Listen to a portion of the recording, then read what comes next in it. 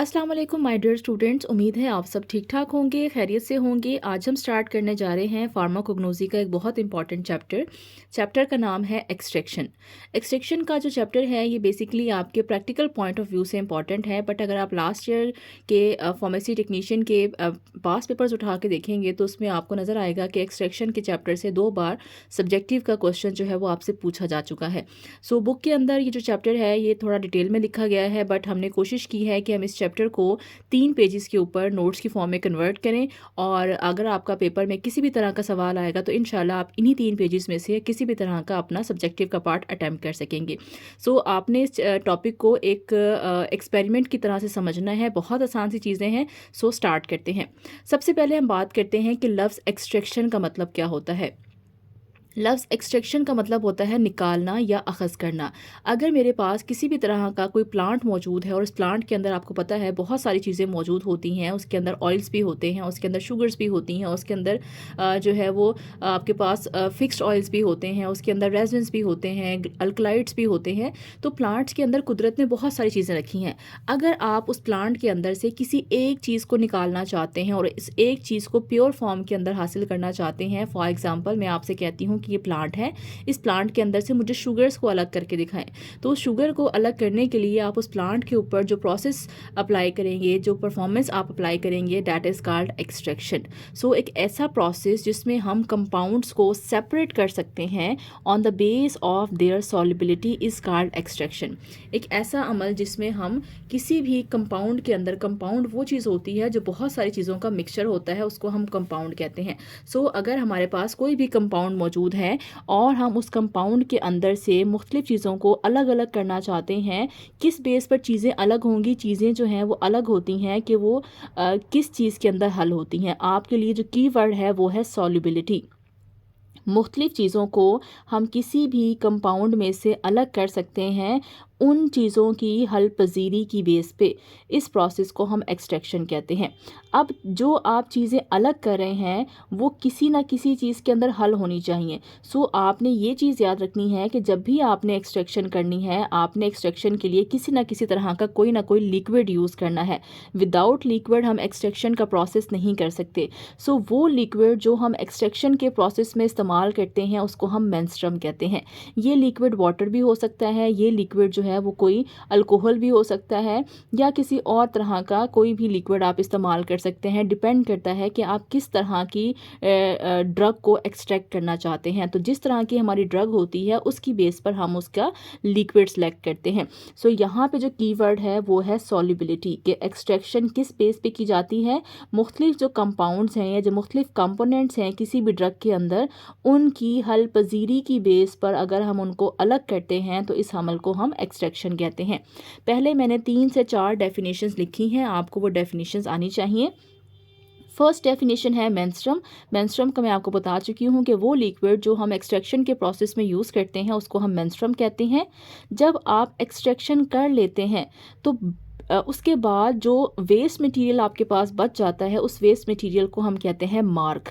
अब मैं इसको आपको एक सिंपल सी एग्जांपल देती हूँ। फॉर एग्जांपल आप चाय बनाते हैं।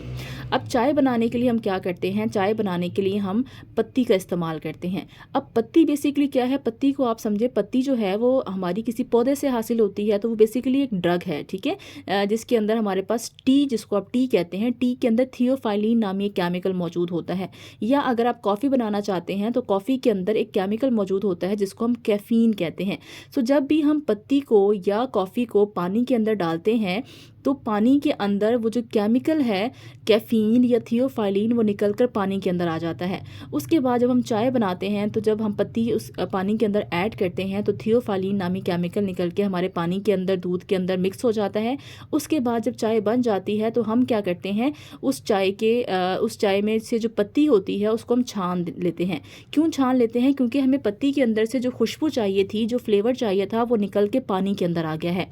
अब आप देखें उस पत्ती के अंदर से केमिकल को निकालने के लिए हमने पानी या दूध का इस्तेमाल किया था।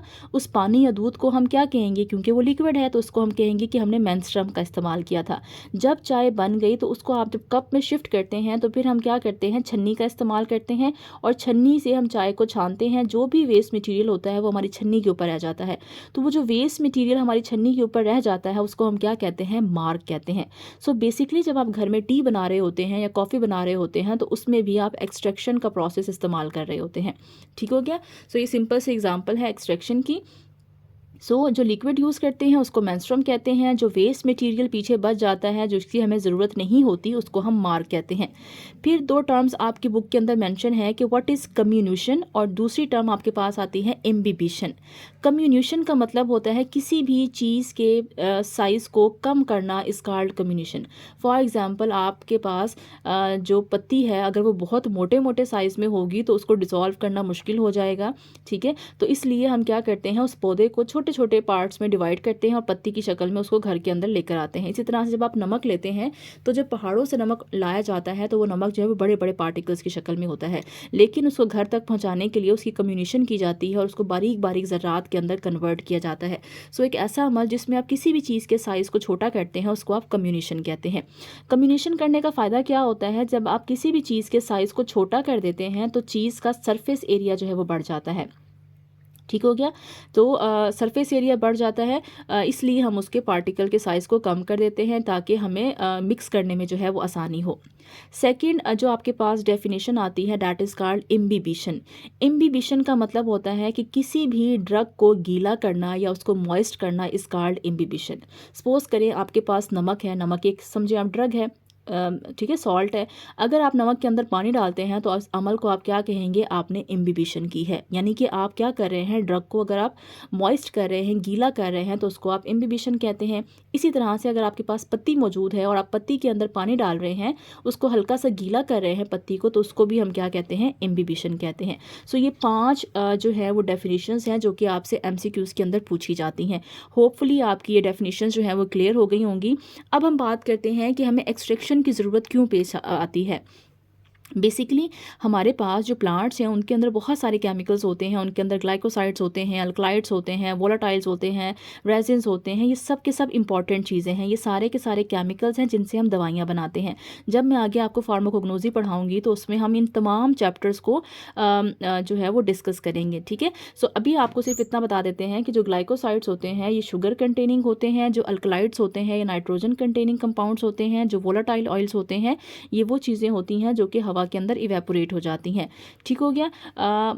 अगर हमें ये तमाम के तमाम केमिकल्स कहाँ से मिलते हैं, ये तमाम के तमाम केमिकल्स हमें प्लांट से मिलते हैं। अगर हम इन तमाम केमिकल्स को पौधे से निकालना चाहते हैं तो हमें क्या करना पड़ेगा, हमें पौधे के ऊपर एक केमिकल प्रोसेस अप्लाई करना पड़ेगा। उस प्रोसेस को क्या कहते हैं, एक्सट्रैक्शन कहते हैं। एक्सट्रैक्शन का बेसिक पर्पस होता है कि हम ड्रग को प्योरीफाई करना चाहते हैं। यहाँ पे जो आपके पास कीवर्ड आता है वो आता है प्योरीफाई करना। ठीक हो गया जी। अब हम बात करते हैं कि एक्सट्रैक्शन के क्या क्या फ़ायदे होते हैं। एक्सट्रैक्शन के 5 फ़ायदे हमने यहाँ पे मेंशन किए हुए हैं कि एक्सट्रैक्शन से हम क्या कर सकते हैं, हम पोटेंसी कंट्रोल कर सकते हैं। कि पोटेंसी होता है स्ट्रेंथ, कि दवाई की जो ताकत है, दवाई की जो क़ुव्वत है, स्ट्रेंथ है, उसको हम कंट्रोल कर सकते हैं। फॉर एग्ज़ाम्पल अगर पुराने वक्तों की बात की जाए तो पुराने वक्तों में क्या होता था कि हमारे पास किसी को सर में दर्द होता था या पेट में दर्द होता था तो हम कहते थे जी फ़लाँ ड्रग जो है या फ़लाँ पौधे को इस्तेमाल करें, उसके पत्ते खाएँ, उससे आपको ये मसला सॉल्व हो जाएगा। लेकिन उसमें नुकसान ये होता था कि अगर किसी ने ज़्यादा मिकदार में पत्ते खा लिए हैं तो उसको एग्जैक्ट नहीं पता कि उसने कितनी डोज़ खानी है। अगर उसने ज़्यादा मिकदार में वो केमिकल अपने अंदर इंटेक कर लिया है तो चांसेस होते थे कि उसको नुकसान हो सकता है। बट अब हम क्या करते हैं, हम एग्जैक्ट क्वांटिटी की मेडिसिन निकालते हैं और इंसान के बॉडी वेट के हिसाब से उसको दवाई की शक्ल में लेकर आते हैं। आपने देखा होगा मार्केट के अंदर 200 mg, 400 mg, 500 mg, 600 mg के हवाले से आपको मुख्तलिफ टैबलेट्स और कैप्सूल्स मिल जाती हैं। अगर बच्चा छोटा है तो हम उसको कम दवाई की डोज देते हैं, डोज से मुराद होता है मिकदार। अगर एडल्ट है, बड़ा है, तो हम दवाई की डोज उसको 200, 400, 500 mg भी दे सकते हैं। जब हम एक्सट्रैक्ट कर लेते हैं तो हमें पता होता है कि हमारे पास इतनी मिकदार मौजूद है दवाई की और हमने किस पेशेंट के अंदर कितनी दवाई की मिकदार जो है वो देनी है ताकि उसको कोई नुकसान ना हो, बल्कि उसको सिर्फ और सिर्फ क्या पहुँचे, फ़ायदा पहुँचे। सो एक्सट्रैक्शन से हमें क्या होता है कि अगर हम एक्सट्रैक्ट कर लेते हैं पौधे से किसी भी ड्रग को, तो हम उसकी डोज को कंट्रोल कर सकते हैं, उसके काम करने की सलाहियत को कंट्रोल कर सकते हैं, उसकी पावर को, उसकी स्ट्रेंथ को कंट्रोल कर सकते हैं। Deterioration can be control. Deterioration का मतलब होता है ख़राबी, तबाह होना। अगर मैं कहूँ कि जी फॉर एग्ज़ाम्पल कोई जैसे कि आपसे कहा जाए कि जी ये नीम का पत्ता है, ये नीम का पत्ता जो है सपोज़ करें मैं कहती हूँ जी आपके लिए एंटीऑक्सीडेंट है, बॉडी के लिए बहुत अच्छा है, आपको नीम के पत्ते जो हैं वो इस्तेमाल करने चाहिए। अब अगर आप नीम के पत्ते को ऐसे तोड़ के लेकर आएँगे और आप घर में उसको स्टोर करेंगे, तो वो तो 2 दिन बाद मुरझा जाएगा। जब प्लांट का पत्ता जो है वो मुरझा जाएगा तो उसके इंग्रीडिएंट्स ख़त्म हो जाएँगे, उसके इंग्रीडिएंट्स भी ख़त्म हो जाएँगे, तबाह हो जाएँगे।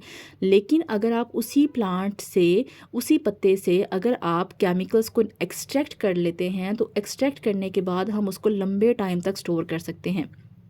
ठीक हो गया। जैसे कि इसकी सिंपल सी एग्जांपल आप देखें कि आपके घरों में एलोवेरा होता है, जिसको हम उर्दू में ग्वार गंतल भी कहते हैं। इसके अंदर से एक जेल निकलता है। अब एलोवेरा जो है लोग बालों के लिए भी इस्तेमाल करते हैं, स्किन के लिए भी इस्तेमाल करते हैं। उसी एलोवेरा को अगर आप पौधे से उतार दें, उसका पत्ता अगर काट दें, तो वो 1 से 2 दिन के अंदर वो पत्ता ख़राब हो जाता है, उसके अंदर जो जेल है वो ख़राब होना शुरू हो जाता है। बट अगर आप मार्केट में देखें तो उसी एलोवेरा जेल की पूरी बॉटल्स आपको मिल जाती हैं। जो कॉस्मेटिक्स की शॉप है, अगर आप जाके उनसे कहेंगे कि हमें एलोवेरा जेल दे दें, तो वो आपको बॉटल्स की फॉर्म में एलोवेरा का जेल देते हैं। अब वो एलोवेरा जेल जो है वो साल-साल 2-2 साल चल जाता है। उसकी वजह क्या होती है? उसकी वजह ये होती है कि उन्होंने उस पौधे के अंदर से उस एलोवेरा के जेल को एक्सट्रैक्ट किया है, साथ में प्रिजर्वेटिव ऐड किए हैं और उसको इस शक्ल में आप तक लेकर आए हैं कि उसकी लाइफ क्या हो गई है, बढ़ गई है। सो अगर आप उसको एक्सट्रैक्ट कर लेते हैं सही तरीके से, तो फिर हम क्या कर सकते हैं, उसको तबाह होने से बचा सकते हैं। उससे हम डिफरेंट डोजेज फॉर्म बना सकते हैं। जैसे कि पुराने वक्तों में अगर कहा जाता था जी आपने पत्ते खाने हैं, या आपने इस पौधे की जड़ का इस्तेमाल करना है, या आपने इस पौधे की छाल का इस्तेमाल करना है। अब हर बंदे के लिए वो खाना मुनासिब नहीं होता। बच्चे जो है वो कभी पत्ते नहीं खाएंगे, या वो छाल को नहीं चबा सकेंगे। ठीक है। जैसे कि ग्लिसराइज़ा की हम रूट्स इस्तेमाल करते हैं, जड़ इस्तेमाल करते हैं। बच्चों जिनके दांत नहीं आए, वो बच्चे जो नहीं चबाएंगे उनके लिए मसला होगा। सो हम क्या करते हैं, जब हम उसको एक्सट्रैक्ट कर लेते हैं, उसका लिक्विड या उसमें से मवाद को निकाल लेते हैं, तो फिर हम उस मवाद से टैबलेट्स भी बना सकते हैं, कैप्सूल भी बना सकते हैं, इंजेक्शन भी बना सकते हैं। और हम चाहें तो अगर उस ड्रग का टेस्ट जो है वो ख़राब है, कड़वा है, तो हम उसके ऊपर शुगर कोटिंग कर सकते हैं, हम उसको कैप्सूल्स की शक्ल में रैप कर सकते हैं। उससे क्या फ़ायदा होगा, उससे बच्चे भी खा लेते हैं, उसे बड़े भी खा लेते हैं। या अगर बंदा जो है वो बेहोश है और वो होश में नहीं है, तो वो ओरल मेडिसिन नहीं खा सकता, वो पत्ते नहीं खा सकता।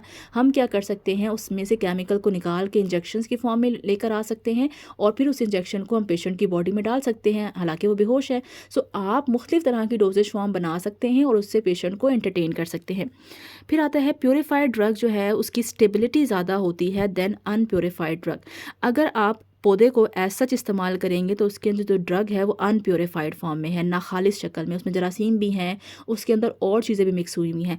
बट अगर आप उसी पौधे को एक्सट्रैक्ट कर लेंगे, उसमें से केमिकल को निकाल लेंगे, तो उसकी जो लाइफ टाइम है, उसकी जो स्टेबिलिटी है वो बढ़ जाएगी। अब वो लंबे टाइम तक स्टोर कर सकते हैं। आप देखिए, आप मार्केट से मुख्तलिफ तरह की दवाइयाँ लेकर आते हैं, मुख्तलिफ हर्बल मेडिसिन भी आजकल आपको जो है वो शीशियों के अंदर मिलती हैं, कंटेनर्स के अंदर मिलती हैं।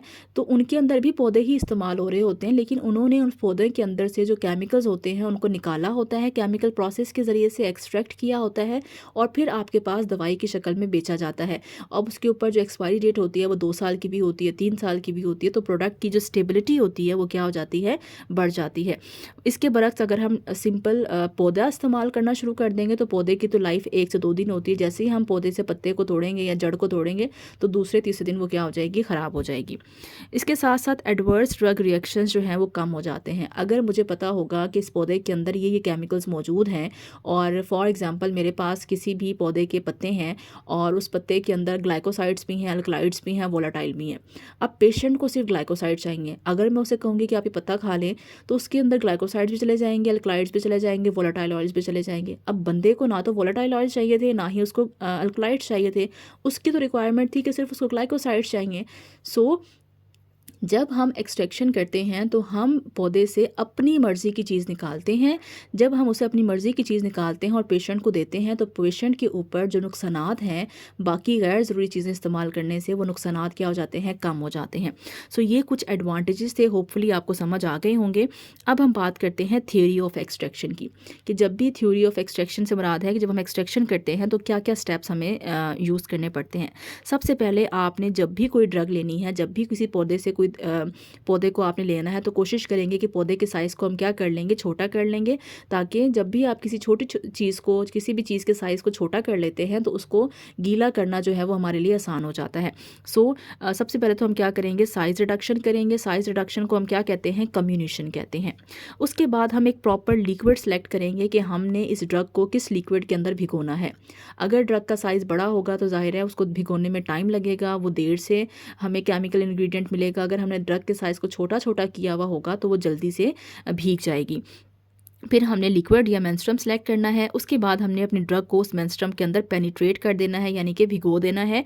और अगर ज़रूरत पड़े, अगर आपकी ड्रग सख्त है और वो हीट को बर्दाश्त कर सकती है, हीट अप्लाई करने से उसको कोई नुकसान नहीं होता, तो हम उसको गर्म भी कर सकते हैं। ठीक हो गया। जैसे कि आप चाय की पत्ती को देखते हैं, तो हम चाहें तो पानी में भी अगर चाय की पत्ती को डालें तो चाय की पत्ती पानी में भी रंग छोड़ देती है। बट हम उसको हीट इसलिए करते हैं क्योंकि जो पत्ती होती है वो हीट को बर्दाश्त कर सकती है, सो हम उसको हीट करते हैं। उसके बाद जब आप हीट कर लेते हैं और आपकी ड्रग जो है वो अच्छे से आपके लिक्विड के अंदर मिक्स हो जाती है, तो फिर हम क्या कर लेते हैं, ड्रग को फ़िल्टर करते हैं। जैसे कि हम चाय बनाने के बाद चाय को छन्नी से छानते हैं। देन हम क्या करते हैं, मार्क को प्रेस करते हैं इफ़ नीडेड। मार्क से मुराद होती है जो वेस्ट मटेरियल हमारे पास बच गया है, जैसे कि चाय की छन्नी के ऊपर चाय की पत्ती बच जाती है, आप चाहें तो उसको प्रेस करके भी उसके अंदर से जो चाय का एक्सट्रैक्ट है उसको निकाल सकते हैं। ठीक हो गया। और आखिर में हम क्या करते हैं, अब क्योंकि जब आपने उसको जो छन्नी के बाद आपके कप के अंदर जो मटीरियल आया है उसको हम कहते हैं एक्सट्रैक्ट। ठीक है। जो आपकी छन्नी के ऊपर मटीरियल है उसको हम क्या कहते हैं, उसको हम कहते हैं मार्क। और जो आपके पास कप में आपकी रिक्वायरमेंट के मुताबिक जो केमिकल आया है उसको हम कहते हैं एक्सट्रैक्ट। अब हम चाहें तो उस एक्सट्रैक्ट में से पानी को रिमूव कर दें और अपनी ड्रग को पाउडर फॉर्म में हम हासिल कर सकते हैं। इस तरह से इसे हम कहते हैं थ्योरी ऑफ एक्सट्रैक्शन। अभी तक हमने जो भी टॉपिक पढ़ा है ये सारा का सारा आपके MCQ पॉइंट ऑफ व्यू से बहुत इंपॉर्टेंट है। ये आपकी बेसिक जो है वो नॉलेज है, या आपका बेसिक कॉन्सेप्ट्स हैं जो आपको पता होने चाहिए कि एक्सट्रैक्शन कैसे की जाती है। अब हम बात कर लेते हैं एक्सट्रैक्शन की टेक्निक्स के बारे में। कोशिश करेंगे कि इस चैप्टर को एक ही वीडियो के अंदर ख़त्म करें ताकि आपके लिए आसानी हो। ये जो सवाल है ये बहुत इंपॉर्टेंट क्वेश्चन है और ये पिछले 2 साल पेपर में ये रिवाइज़ हो चुका है। एक्सट्रैक्शन कितने तरीक़ों से की जाती है। एक्सट्रैक्शन करने के बहुत सारे तरीके होते हैं, जिसमें से 6 तरीके आपकी बुक के अंदर डिस्कस किए गए हैं। एक को आप कहते हैं इन्फ्यूजन, सेकेंड को आप कहते हैं डिकॉक्शन, थर्ड को आप कहते हैं मैसीरेशन, फोर्थ को आप कहते हैं परकुलेशन, फिफ्थ को आप कहते हैं डाइजेशन, 6 को आप कहते हैं कॉन्टिन्यूस हॉट एक्सट्रैक्शन। आप चाहें तो तरतीब आगे पीछे भी कर सकते हैं, उसमें कोई मसला नहीं है। अब ये टेक्निक्स जो हैं ये बहुत आसान सी टेक्निक है। आपने इसको अपनी डेली लाइफ के साथ कंसर्न करना है तो आपके लिए इसमें कोई मुश्किल नहीं रहेगी। साथ साथ मैंने डायग्राम्स भी ड्रॉ की हैं। सबसे पहले बात करते हैं कि इन्फ्यूजन क्या होता है। इन्फ्यूजन एक ऐसा मेथड है जिसमें हम एक बीकर के अंदर अपनी ड्रग को छोटे छोटे पार्टिकल्स में करके डाल देते हैं और दूसरे बीकर के अंदर हम पानी को या हमारा जो भी मेंस्ट्रुम है, जो भी लिक्विड है, उसको गर्म करते हैं। और गर्म मेंस्ट्रुम को अगर हम ड्रग के ऊपर उंडेल रहे हैं, पोर कर रहे हैं, तो इस अमल को हम कहते हैं इन्फ्यूजन। बहुत सिंपल सी बात है। In this method hot menstruum is pour on the crude drug for the certain period of time.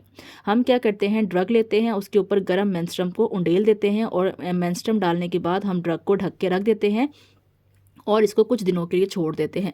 फिर क्या होता है जी, ड्रग जो है वो आहिस्ता आहिस्ता मेंस्ट्रुम के अंदर भीगती जाती है, ड्रग जो है सॉफ्ट हो जाती है और ड्रग के अंदर, या जो हमारे पास क्रूड ड्रग से मुराद होती है नाखालिस फॉर्म। ठीक है।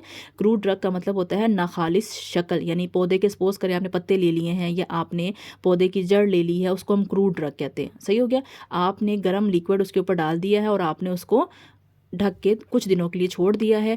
उसके बाद आप क्या करेंगे, जब आप ढक्कन खोलेंगे तो आप देखेंगे जी आपके जो ड्रग है वो निकल के पानी के अंदर या आपके लिक्विड के अंदर मिक्स हो जाएगी। फिर हम क्या करेंगे कि जब अपनी ड्रग को छान लेंगे, फ़िल्टर पेपर रखेंगे और इस बीकर को, पानी को फ़िल्टर पेपर के ऊपर से गुजारेंगे और हमारे नेक्स्ट बीकर के अंदर साफ़ सुथरा हमारे पास केमिकल हासिल हो जाएगा।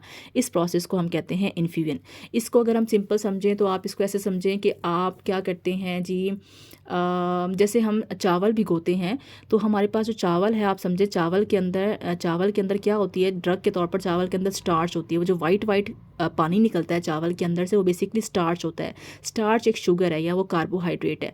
तो हम क्या करते हैं, चावल लेते हैं और उसके ऊपर पानी डाल देते हैं। बस फ़र्क ये है कि वो पानी हम नॉर्मल डालते हैं, बट अगर आप उसके अंदर गर्म पानी डालेंगे और आप उस चावल को भिगोने के लिए छोड़ देंगे कुछ घंटों के लिए, कुछ दिनों के लिए, तो क्या होगा कि आपके जो चावल के इंग्रेडिएंट्स हैं वो निकल कर आपके पानी के अंदर आना शुरू हो जाएंगे। तो इस अमल को हम क्या कहते हैं, इस अमल को हम कहते हैं इन्फ्यूजन।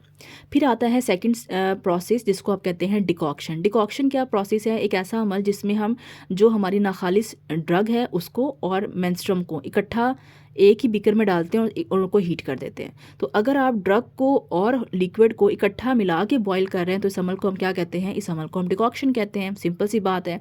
यानी कि इसको ऐसे समझे कि आप चाय बना रहे हैं, आपने क्या किया, पत्ती भी डाल दी और आपने पानी भी डाल दिया। या आप कहवा बना रहे हैं, पत्ती भी डाल दी, आपने पानी भी डाल दिया और आप उसको हीट कर रहे हैं। तो आप जब चाय बनाते हैं सिंपल घर में तो उसको आप डिकॉक्शन कहते हैं। तो आप डिकॉक्शन का प्रोसेस कर रहे होते हैं, ठीक है।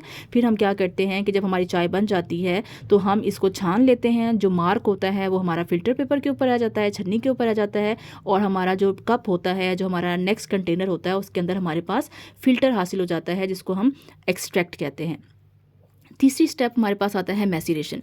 इसे आप ऐसे समझें कि आप चाय बना रहे हैं लेकिन आप टी बैग का इस्तेमाल कर रहे हैं। अब टी बैग में क्या होता है कि हमारे पास जो टी बैग है उसके अंदर हमारे पास एक बारीक सा कपड़ा होता है, ठीक है, पोरस क्लॉथ होता है, और उसके अंदर हमने ड्रग रखी होती है। आप टी बैग को कभी देखें तो वो कपड़ा होता है जिसके अंदर हल्के हल्के से पोर्स होते हैं और उसके अंदर हमने चाय की पत्ती रखी होती है। जो चाय की पत्ती है वो बेसिकली ड्रग है और जो पोरस क्लॉथ है वो टी बैग का कवर है।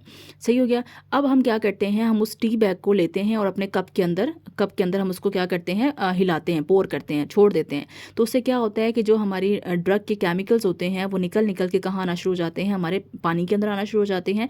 सो इस तरह से अगर आप चाय बनाते हैं तो उसको हम मैसीरेशन कहते हैं। तो आपने रूटीन में याद रखना है कि जब आप चावल भिगोते हैं तो उसको इन्फ्यूजन कहते हैं। जब आप चूल्हे के ऊपर चाय बना रहे होते हैं खुली पत्ती का इस्तेमाल करके तो उसको आप डिकॉक्शन कहते हैं। और जब आप टी बैग का इस्तेमाल करके अपने लिए कहवा बना रहे होते हैं, चाय बना रहे होते हैं, तो उसको हम मैसीरेशन कहते हैं। अब करना क्या है कि इस मेथड में ड्रग को पाउडर फॉर्म में होता है। आप गौर करें तो पत्ती जो होती है वो ज़्यादा बारीक फॉर्म में होती है। जब हमारे पास टी बैग की बारी आती है उसको हम कवर करते हैं पोरस क्लॉथ में, ये हमने कवर किया हुआ है, ये ड्रग है, और उसको हम डिप कर देते हैं मेंस्ट्रुम में। और कितने दिन के लिए छोड़ देते हैं, 2 से 14 दिन के लिए हम उसको छोड़ देते हैं। और उसके बाद जब हम इसको खोलते हैं तो हम देखते हैं कि इस ड्रग के अंदर से जितने भी केमिकल्स होते हैं वो निकल के हमारे पास कंटेनर में आ जाते हैं। फिर हमारे पास फोर्थ प्रोसेस आता है। फोर्थ प्रोसेस को हम कहते हैं डाइजेशन।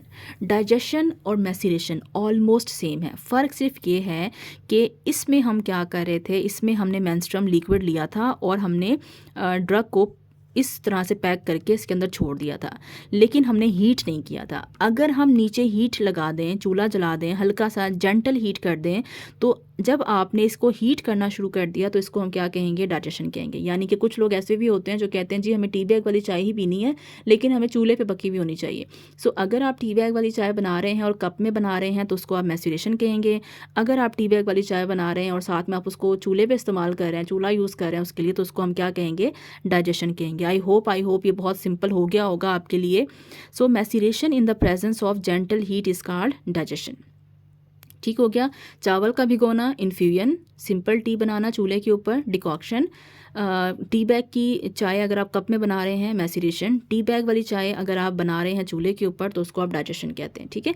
इसी तरह के जो प्रोसेस होते हैं ये हम मुख्तलिफ तरह की अपने लेबॉर्ट्रीज़ के अंदर इस्तेमाल करते हैं। सो ये हमारे ऊपर डिपेंड करता है कि हम किस तरह का मेथड यूज करना चाहते हैं। आप चाहें तो एक्सट्रैक्शन, ड्रग की एक्सट्रैक्शन डिकॉक्शन से भी कर सकते हैं, मैसीरेशन से भी कर सकते हैं, डाइजेशन से भी कर सकते हैं।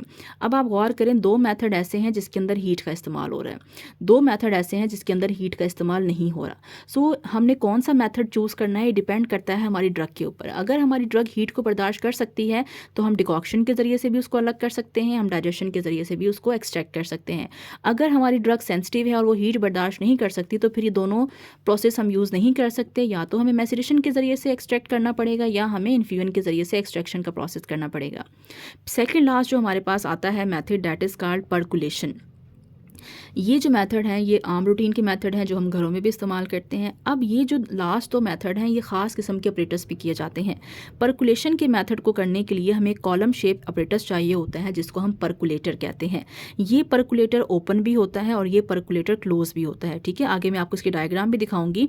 जो ओपन है इसको हम यूज़ करते हैं नॉन वोलाटाइल लिक्विड्स के लिए। ऐसे लिक्विड जो हवा में बुखारात बन के नहीं उड़ते उनको हम नॉन वोलाटाइल कहते हैं। सो अगर वो नहीं उड़ते तो हम उनका ढक्कन जो इस ऑपरेटर्स का ढक्कन है वो खुला हुआ इस्तेमाल कर सकते हैं। इसको हम ओपन परकुलेटर कहते हैं। अगर हमारे पास ऐसा लिक्विड मौजूद है जो कि इवेपोरेट हो जाता है, हवा में शामिल हो जाता है, बुखारात बन जाता है, तो हमें जो परकुलेटर है उसको कवर करके इस्तेमाल करना पड़ता है, उसको हम क्लोज परकुलेटर कहते हैं। यहाँ पे आपको मैंने परकुलेटर की डायग्राम दिखाई है कि परकुलेटर को अगर हम गौर से देखें तो ये एक कॉलम शेप जो है वो एरिया होता है जिसके नीचे यहाँ पे हमारे पास टैप या टूटी लगी हुई होती है, जिसको हम जैसे कूलर की टूटी होती है, वाटर कूलर, उसको हम बंद भी कर सकते हैं, खोल भी सकते हैं। सेम यहाँ पे हमारे पास इस तरह से टैप लगी हुई होती है। नीचे हमारे पास एक कंटेनर होता है जिसके अंदर हमने अपना एक्सट्रैक्ट या अपना मवाद या अपना रिक्वायर्ड प्रोडक्ट कलेक्ट करना होता है। अब जो सबसे इंपॉर्टेंट चीज़ है वो ये है कि हमने इसको फिल कैसे करना है। ये जो परकुलेटर है इसको सबसे पहले फिल करने के लिए आपने तरतीब याद रखनी है कि परकुलेटर को फिल कैसे करते हैं। सबसे नीचे आप जो कॉटन होती है, रुई होती है, उसको फिक्स कर देते हैं, अच्छे से दबा देते हैं। बिल्कुल ये आपके जो टैप है इसके ऊपर अच्छे से कॉटन को प्रेस कर देते हैं। उसके बाद हम क्या करते हैं, उसके बाद हम कॉटन के ऊपर जो हमारी ड्रग है, ठीक है, ड्रग को हम किस शक्ल में रखते हैं, ड्रग को हम मॉइस्ट करके रखते हैं। फॉर एग्जांपल आप पत्ती यूज़ कर रहे हैं या आप कोई भी ड्रग यूज़ कर रहे हैं, हमने ड्रग को पहले साइज़ छोटा करना है और उसको हल्का सा गीला करके अच्छे से हमने दबा देना है अपने इस कंटेनर के अंदर। उसके ऊपर हम फ़िल्टर पेपर रखते हैं, उसके ऊपर हम रेत रखते हैं, सैंड कौन सी होती है जो फ़िल्टर साफ़ सुथरी जो सैंड होती है वो रखते हैं, और आखिर में जो लिक्विड होता है उसको ऊपर से डालते हैं। अब होता क्या है, अब यहाँ पे देखें तो मैंने ये क्लोज परकुलेटर यूज़ किया है क्योंकि इसके ऊपर से ये कवर है। सम टाइम खुला हुआ भी होता है। अगर हमारा मेंस्ट्रुम जो है वो नॉन वोलेटाइल है, वो नहीं उड़ेगा, तो हम इसको खोल के भी इस्तेमाल कर सकते हैं। अगर हमारा मेंस्ट्रुम ऐसा है जो कि उड़ सकता है, जैसे कि कुछ ऑयल्स होते हैं, जैसे कि आपके पास ज़ीरे का तेल होता है या हमारे पास फेनल का, सौंफ का तेल होता है, वो उड़ते हैं। लेकिन अगर हमारे पास बादाम का तेल है तो वो नहीं उड़ता, उसकी ये पानी है वो नहीं उड़ेगा, तो उसके लिए हम जो है वो खुला हुआ कंटेनर भी यूज़ कर सकते हैं। आपने तरतीब याद रखनी है। नीचे आपने कॉटन रखी है, फिर आपने ड्रग को मॉइस्ट करके रखा है, उसके ऊपर आपने फ़िल्टर पेपर लगाया है, फिर आपने सैंड रखी है और ऊपर से आपने मेंस्ट्रुम डाल दिया है और आपने इसको छोड़ देना है कुछ दिनों के लिए। अब होगा क्या कि आहिस्ता आहिस्ता ये मेंस्ट्रुम जो है ये ड्रॉप वाइज सैंड से गुजरेगा, फिर फ़िल्टर पेपर से गुजरेगा, फिर मॉइस्ट ड्रग से गुजरेगा, और जब ये मॉइस्ट ड्रग में से गुजरेगा तो ड्रग के अंदर जो भी ज़रूरी चीज़ होगी वो यहाँ से इस लिक्विड के साथ, अब इस ड्रग में से वही चीज़ लिक्विड के साथ मिक्स होगी जो लिक्विड के अंदर सॉल्यूबल होगी, ठीक है, जो मेंस्ट्रुम के अंदर हल होने की सलाहियत रखती होगी। अब यहाँ ये तो क्रूड ड्रग है ना, इसके अंदर बहुत सारी चीज़ें मौजूद हैं। सपोज इसमें ग्लाइकोसाइड्स हैं, अल्कलाइड्स हैं, वोलेटाइल ऑयल हैं। हमने मेंस्ट्रुम वो चूज़ करना है जो हमने केमिकल निकालना है। अगर मुझे ग्लाइकोसाइड निकालना है तो मैं वही लिक्विड यूज़ करूँगी जो ग्लाइकोसाइड के अंदर हल होने की सलाहियत रखता है। अगर मुझे अल्कलाइड्स निकालने हैं तो मैं वही लिक्विड यूज़ करूँगी जो अल्कलाइड्स को अपने अंदर हल करने की सलाहियत रखता है, ठीक है। आपने क्रूड ड्रग में से जो चीज़ निकालनी है उसकी बेस पे आपने मेंस्ट्रुम सेलेक्ट करना है। मेंस्ट्रुम जो है वो आहिस्ता आहिस्ता ड्रग में से गुजरेगा और देखेगा जी अगर हमने ग्लाइकोसाइड्स अलग करने हैं तो हमने उसी हिसाब से मेंस्ट्रुम लिया होगा। ये मेंस्ट्रुम ग्लाइकोसाइड को एब्जॉर्ब करेगा, उसके अंदर हल होगा और कॉटन से गुजर के ड्रॉप वाइज एक कलेक्टर में आना शुरू हो जाएगा। ठीक हो गया। यही प्रोसेस हमने यहाँ पे लिखा है। आपने अगर ये डायग्राम बना दी तो आपके एक्सटर्नल को समझ आ जाएगी, उसको रीड करने की भी ज़रूरत नहीं पड़ेगी। और लास्ट में हमारे पास आता है कॉन्टीन्यूअस हॉट एक्सट्रैक्शन। इसके लिए हम एक ऑपरेटर्स इस्तेमाल करते हैं, एमसीक्यू के हवाले से याद रखेंगे। ऑपरेटर्स का नाम होता है सॉक्सलेट ऑपरेटर्स। ये लास्ट टाइम भी पेपर में एमसीक्यू आया हुआ है। इस ऑपरेटर्स को अगर आप देखें बड़ा आसान सा ऑपरेटर्स है। इसमें होता क्या है कि नीचे हमारे पास एक हीटर लगा हुआ होता है, इलेक्ट्रिक हीटर होता है जिससे हीट प्रोड्यूस होती है। उसके ऊपर हमारे पास एक कॉनिकल फ्लास्क होती है राउंड शेप, जिसके अंदर हमने लिक्विड भरा हुआ होता है, ठीक है। ये फ्लास्क होती है। उसके ऊपर हमारे पास एक चैम्बर होता है जिसके अंदर हमने जो भी ड्रग, क्रूड ड्रग है जिसमें से हमने चीज़ों को एक्सट्रैक्ट करना है, वो हमने यहाँ पे रखी होती है। पत्ते भी हो सकते हैं, ये कोई जड़ भी हो सकती है पौधे की तना भी हो सकता है, कुछ भी जो भी ड्रग है उसको छोटा छोटा करके हमने इसके अंदर डाल देते हैं। उसके ऊपर एक कंडेंसर लगा होता है और उसके ऊपर से कूलिंग वाटर होता है। यहाँ पे पाइप लगाते हैं और पानी की सप्लाई यहाँ दी जाती है, ठीक है। पानी हमने यहाँ भी भरा हुआ है। जब हम पानी यहाँ भरते हैं तो पानी पीछे से पाइप के ज़रिए से भी यहाँ पे आ जाता है। तो अगर आप यहाँ से नहीं भरना चाहते तो हम यहाँ से पानी भर के रख देते हैं। अब होता क्या है जैसे ही हम इलेक्ट्रिसिटी अप्लाई करते हैं तो ये हीटर गर्म होता है, यहाँ से जो पानी है ये बुखारात बन के उड़ता है। जब ये बुखारात बन के उड़ता है तो यहाँ से ये पानी बैक साइड से बुखारात बन के जब ये उड़ता है तो बैक साइड पे पाइप लगा होता है, वहाँ से ये पानी जो है वो कंडेंसर में जाता है।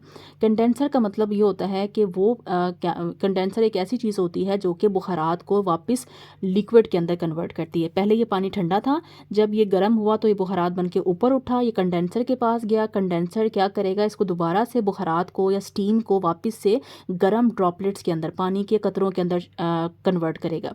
ये कतरे जो हैं वो ड्रॉप वाइज इस ड्रग के ऊपर पड़ेंगे। ये ड्रग क्या होगी, यहाँ से गीली होना शुरू हो जाएगी। अब इस ड्रग के अंदर जो भी केमिकल मौजूद है जिसको हम अलग करना चाहते हैं, हमने वही लिक्विड यहाँ भरा है। अगर हमें ग्लाइकोसाइड अलग करने हैं तो हमने वही लिक्विड यहाँ पे डाला है जो ग्लाइकोसाइड के अंदर एब्जॉर्ब हो सकता है। सो जब ये बुखारात बन के उड़ा, ये कंडेंसर के पास गया, कंडेंसर ने इसको क्या कर दिया, कंडेंसर ने इसको दोबारा से गर्म पानी के ड्रॉपलेट्स में कन्वर्ट कर दिया। ये ड्रॉपलेट्स इसके ऊपर, ड्रग के ऊपर आएंगे। ये ड्रग जो है यहाँ से ड्रॉपलेट्स और ड्रग जो है वो आपस में मिक्स होंगे और इस पाइप के ज़रिए से वो जो हमारा एक्सट्रैक्ट है, जो ड्रग के अंदर केमिकल है, वो लिक्विड की शक्ल में हमारे पास यहाँ पे आना शुरू हो जाएगा। ठीक है, इसके पीछे कंटेनर पॉइंट लगा हुआ होता है। सो ये यहाँ से पानी गर्म होकर ऊपर उठता जाता है और जो एक्सट्रैक्ट होता है वो वापस यहाँ से आके यहाँ पे जमा होना शुरू हो जाता है।